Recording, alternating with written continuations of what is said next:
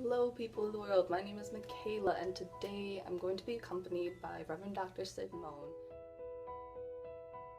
Mohn, the president of an amazing charity and organization, 35 years. He's recently retired, but he's going to tell you a little about Heartland Alliance, what they've done for people, the impact they've had.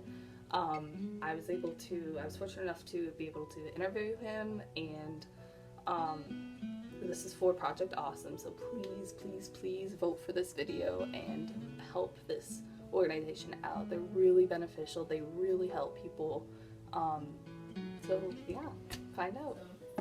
Thank you, Reverend Sid Mohn, for being here today. My pleasure.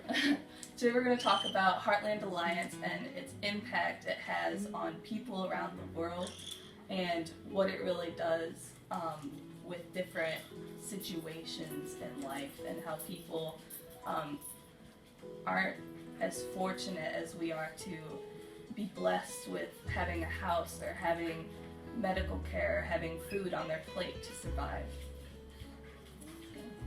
Well, what's the project you're working on? So Project for Awesome is this organization online. It's started by two people who work on YouTube, and they work with a bunch of different charities. And last year I think they raised $1.2 million for all these different charities. And what this video will do is people will be able to vote on this video, and if they get in the top 10, the charities in the videos in the top 10 will get a portion of the $1.2 million. Okay.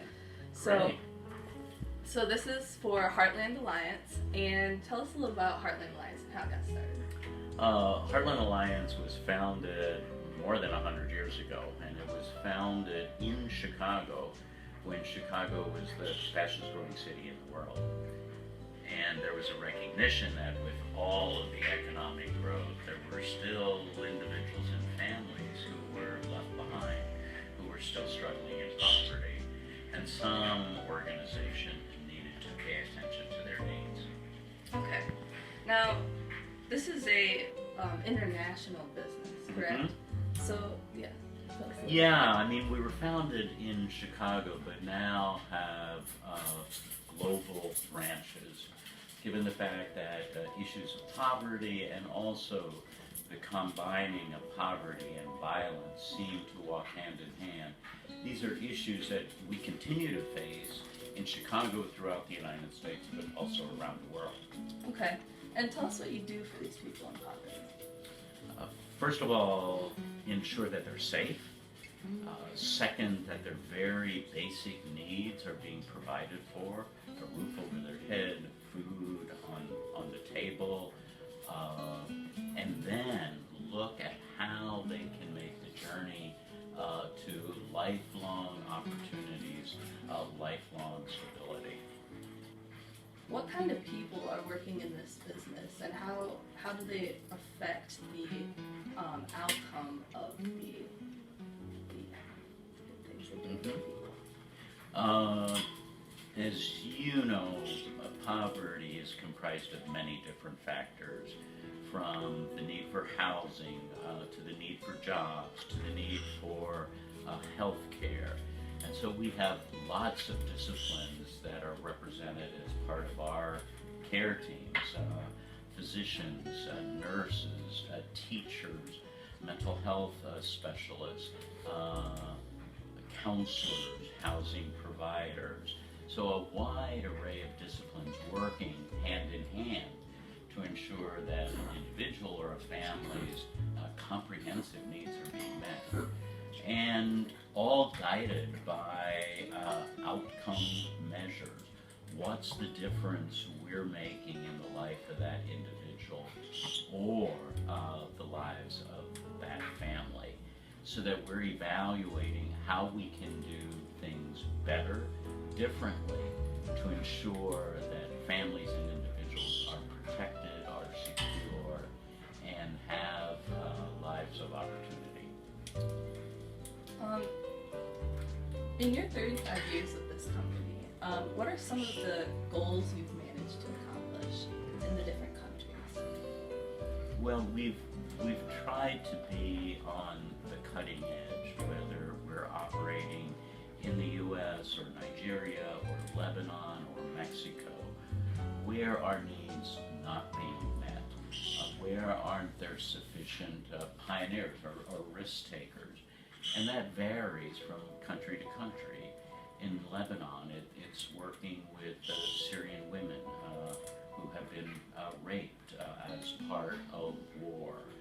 In Nigeria, it's working with people who are impacted by HIV disease. In Mexico, it's working with youth who are subject to community violence as a result of narco-trafficking. In the United States, it's working with homeless youth,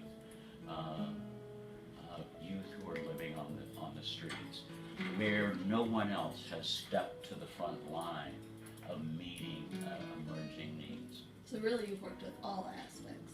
Exactly. It's very much tailored to each situation in which we work.